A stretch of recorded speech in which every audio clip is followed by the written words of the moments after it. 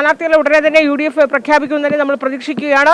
എന്തായാലും കെ മുരളീധരൻ വട്ടിയൂർക്കാവ് സ്ഥാനാർത്ഥിത്വം ഉറപ്പിച്ചിരിക്കുന്ന ഒരു മണ്ഡലമാണ്. അദ്ദേഹം രാവിലെ തന്നെ വോട്ടർമാരെ നേരിട്ട് കണ്ട് വോട്ടഭ്യർത്ഥിക്കുകയാണ്. ചേട്ടാ, ഈ ഔദ്യോഗിക പ്രഖ്യാപനത്തിന് കാത്തിരിക്കാതെ കളത്തിലിറങ്ങുകയാണ്. അതെ, കളത്തിലിറങ്ങുക. ഞാൻ പറഞ്ഞിട്ടുണ്ട്, നേരത്തെ കളത്തിലിറങ്ങുകയാണ്.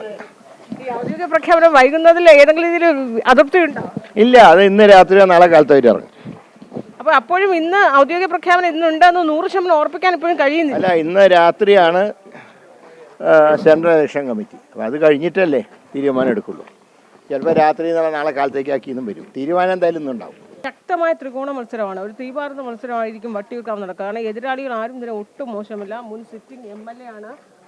അപ്പുറത്ത് BJPക്ക് ഏറ്റവും വേരോട്ടമുള്ള ഒരു മണ്ണാണ് വട്ടിയൂർക്കാവ്. അതുകൊണ്ട് ആ ശ്രീലേഖ മത്സരിക്കുന്നത്. ഇത് ഏതെങ്കിലും രീതിയിൽ ഒരു ടൈറ്റ് മത്സരം ഉണ്ടാകുമ്പോൾ ഒരു ആശങ്ക എന്തെങ്കിലും ഉണ്ടോ? ഇല്ല, അങ്ങനെ ഒരു ടൈറ്റ് എന്ന് പറഞ്ഞുകൂടാ. കാരണം BJP അത്രയൊന്നും രംഗത്ത് കാണുന്നില്ല. അവർ പറഞ്ഞത് ഞങ്ങൾക്ക് മുരളീധരനെ തോൽപ്പിക്കാനാണ് ലക്ഷ്യം. പിന്നെ ഡയറക്റ്റ് ഫൈറ്റാണ്. ഈ വട്ടിയൂർക്കാവിലെ എന്തുകൊണ്ട് ഔദ്യോഗിക പ്രഖ്യാപനത്തിന് മുമ്പ് തന്നെ കളത്തിലിറങ്ങുന്നത് എന്തുകൊണ്ടാണ്? ആകെ 10-23 ദിവസമല്ലേ ഉള്ളൂ.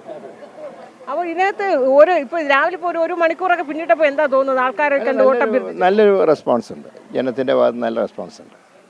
ഇതിപ്പോൾ ഈ സമയം ദിവസം കുറഞ്ഞു പോയി എന്ന് ഏതെങ്കിലും രീതിയിലൊരു പരിഭവം ഉണ്ടോ? അല്ല, അത് പെട്ടെന്നായിപ്പോയി. ഞങ്ങൾ കുറച്ചുകൂടെ ലേറ്റ് ആവുമെന്നാണ് വിചാരിച്ചത്. ഒരു നല്ലൊരു ഹൈ സ്പീഡിൽ പോകേണ്ട ഒരു അവസ്ഥയിലെത്തി.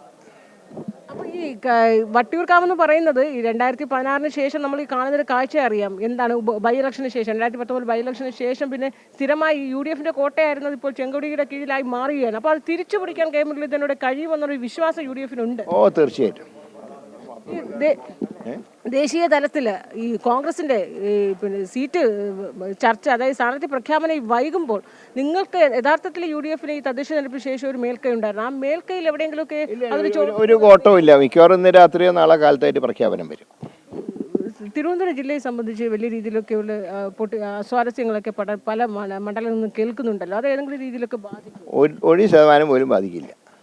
വലിയ പ്രതീക്ഷയിൽ, ഉറച്ച പ്രതീക്ഷയിൽ തന്നെയാണ്. ശുഭപ്രതീക്ഷയാണ്.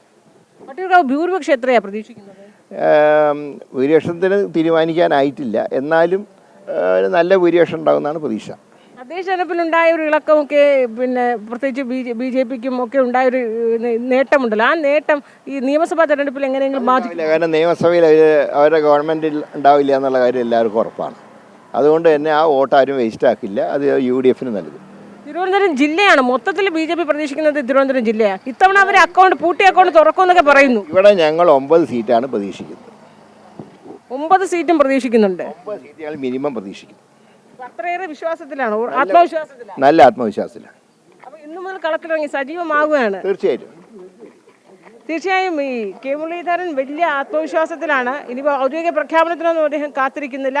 ഈ പ്രഖ്യാപനം ഹൈക്കമാൻഡ് എപ്പോൾ വേണമെങ്കിലും നടത്തിക്കോട്ടെ. പക്ഷേ താൻ ഈ വട്ടിയൂർക്കാവ് തൻ്റെ മണ്ണാണ്. അതിൽ രാവിലെ തന്നെ അദ്ദേഹം കളത്തിലിറങ്ങി എന്തൊക്കെയാലും ഈ മണ്ഡലം തന്നെ ചേർത്ത് നിർത്തും, കൈവിടില്ല എന്ന ആത്മവിശ്വാസം തന്നെ കെ മുരളീധരനുണ്ട്.